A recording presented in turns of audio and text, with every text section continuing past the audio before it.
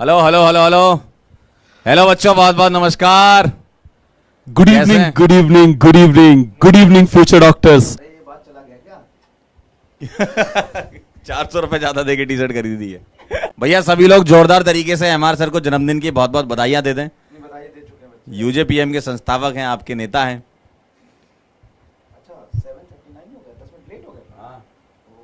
बच्चे कोई बात नहीं, आज थोड़े से लेट हो गए, बर्थडे पे इतना तो चलता है। केक खा रहे थे ना?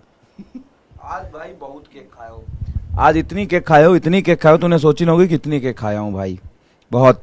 उसका हिसाब कल होगा। सर जबरदस्त बर्थडे विशेष आ रहे हैं। सर एकदम जोरदार तरीके से हैप्पी बर्थडे, मतलब रुक नहीं रहे हैं सर। कैसा लग रहा है आपको? आपके बचपन का सपना आज पूरा हुआ कि आप बैच के बच्चों के सामने, अपने बच्चों के सामने आके आप जन्मदिन की बधाइयां ले रहे हैं। क्या था कि किसी इमरजेंसी की वजह से मैं क्लास नहीं ले पाया था लक्ष्य में, तो मुझे था कि यार लक्ष्य में क्लास नहीं हो पाई तो एक बार अच्छा नहीं लगता है। बच्चे भी फील कर रहे होंगे कि यार बर्थडे वाले दिन ही रिकॉर्डेड डाल दिया, है ना, तो इसलिए मुझे थोड़ा सा आपके सामने आना भी था आज के दिन। तो आपने जो प्यार दिया है वैसे बहुत बड़ी बात है ना, जितना रिस्पेक्ट आप करते हैं, और बहुत अच्छा लग रहा है। ये मैंने सोचा था पहले, ये जाके बोलूँगा।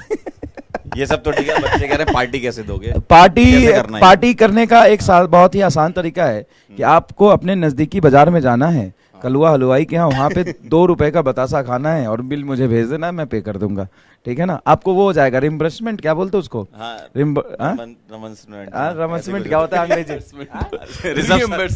6 साल यूएस रह के आए सर 6 साल यूएस रह के आए तो इनकी अंग्रेजी ठीक है। आप बोल दो एक बार, वर्ड बोल दो, बच्चे भी हमारे बोले। हाँ तो वो हो जाएगा। 2-2 रुपए के बतासा खा लेना सब लोग, और 2 रुपए से ज्यादा खाओगे तो वो नहीं होगा, 2 रुपए तक लिमिट है। 2 रुपए लिमिट है।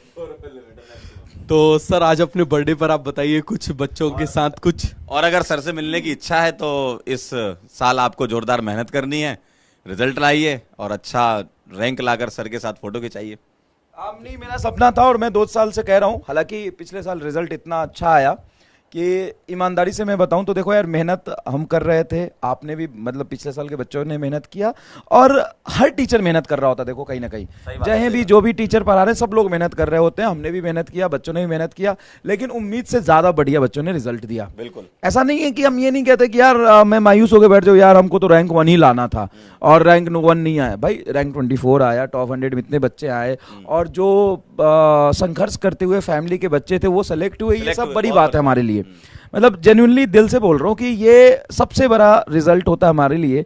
जब एक बच्ची बोली ना कि मैं एक पैर पे खड़ी हो गई और 1 घंटे तक खड़ी रही क्योंकि आपने बैठने के लिए बोला नहीं, और वो बच्ची के मदर्स मोमोज बनाती थी, सिलाई करती थी, मोमोज बनाती थी, उसको पढ़ाती थी, राजस्थान की थी। तो ऐसे बहुत सारे एग्जाम्पल है। तो भाई ट्रू रैंक 1 तो हमारे लिए यही है।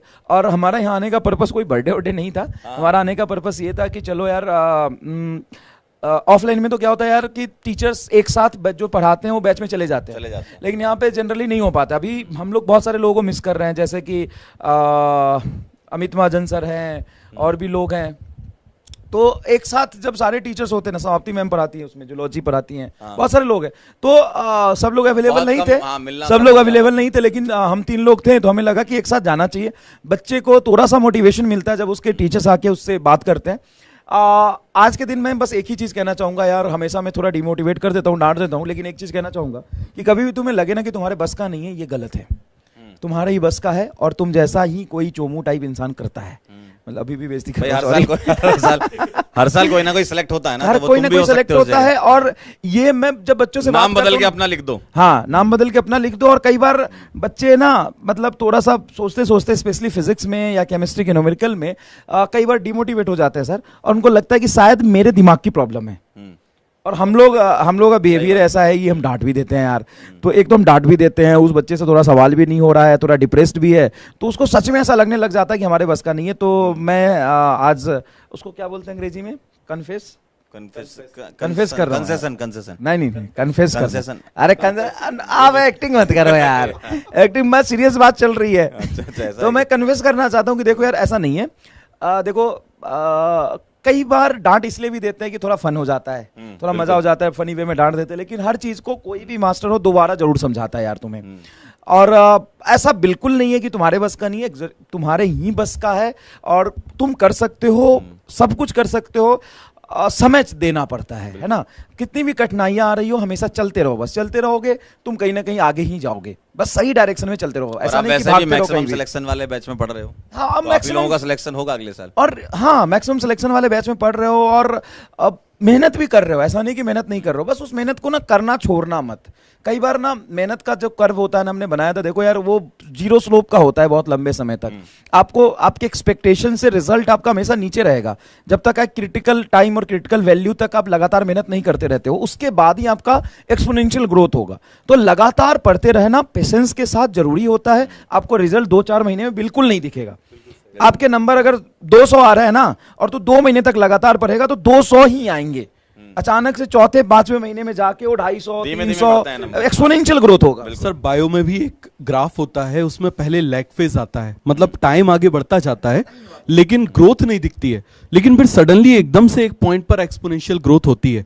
तो हमेशा याद रखना, लाइफ का ये रूल होता है कि पहले हमको लगेगा कि ग्रोथ नहीं दिख रही है, टाइम आगे बढ़ता जा रहा है लेकिन ग्रोथ नहीं दिख रही, बट ये सबके साथ होता है, हमारे साथ भी होता है।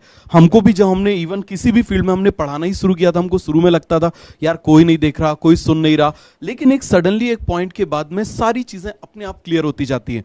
तो इसीलिए आप इस बात को समझिए, सबकी फेज, सबकी लाइफ में आता है ये फेज, और कई बार तो डिप भी चला जाता है, बट वो जितना डिप जाता है ना तो वापस बाउंस बैक भी होता है, याद रखना। तो इसीलिए बिल्कुल सही बात है, बिल्कुल, ये बिल्कुल सही वो है। ग्राफ बहुत तगड़ा बनाते हो भाई। देखो, अब इस ग्राफ को थोड़ा एक्सप्लेन करना चाहूंगा मैं। देखो, ये है एक्सपेक्टेशन, ये टाइम कि मैं इतने टाइम के साथ पढ़ता जाऊंगा तो मेरे इतने मार्क्स आएंगे। ये एक्सपेक्टेशन लाइन है, एक्सपेक्टेड लाइन है ये, ठीक है।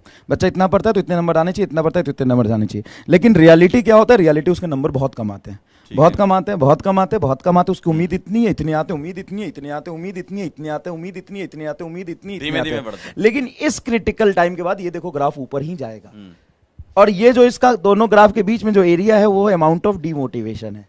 ये जितना नीचे रहेगा अमाउंट ऑफ डिमोटिवेशन उतना रहेगा, लेकिन ये कर्व ऊपर जाएगा ही एक दिन। बिल्कुल, समझ समझ गए? क्या बेहतरीन तरीके से समझाया सर आज आपने। मतलब इसको क्या तुम्हें समझ है, पोल कराऊं क्या इसका?